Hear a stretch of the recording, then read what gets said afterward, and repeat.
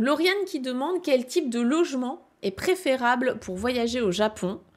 Je compte voyager dans plusieurs villes, régions différentes, en y passant entre 2 à 4 mois à chaque fois, mais je ne sais pas quelle option privilégier pour découvrir les locaux. Tu parlais de villes, de campagne, tout ça. Là, j'ai l'impression qu'il y a plusieurs questions en une.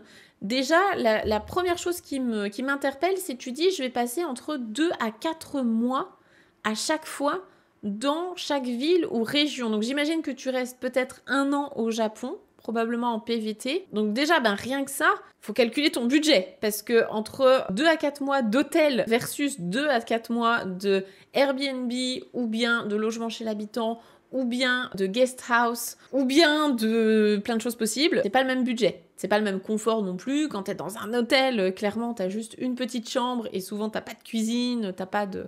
Enfin voilà, c'est pas très grand. Si tu restes 2 à 4 mois au même endroit, moi je te conseillerais de plutôt aller cibler soit des logements type Airbnb, mais il faut voir si tu peux les louer aussi longtemps, soit des guest house, si c'est ok pour toi de partager ton espace de vie avec d'autres gens, soit logement chez l'habitant, si tu as envie de passer du temps avec des locaux. Il y a plein de choses possibles, hein. Il y a du woofing aussi qui est envisageable si tu veux travailler en échange d'un loyer gratuit par exemple. Ensuite tu parlais de est-ce que je privilégie les villes ou les campagnes pour découvrir les locaux.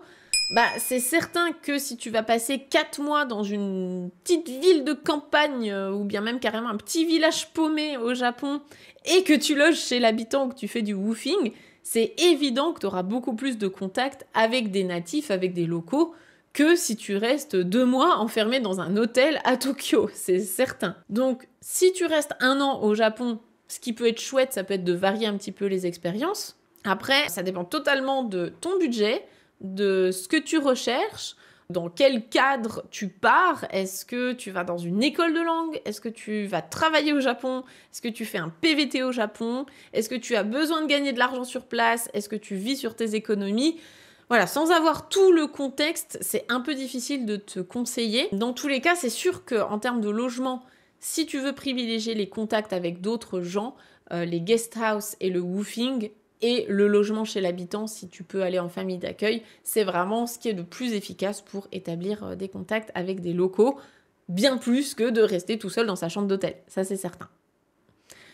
J'espère que ça pourra t'aider un petit peu. Si vous avez des retours d'expérience que vous voulez partager à Lauriane ou même à moi, ça m'intéresse toujours. Donc n'hésitez pas à nous en faire part. C'est toujours enrichissant de voir ce que vous avez fait, ce qui a marché et ce qui n'a pas forcément bien marché.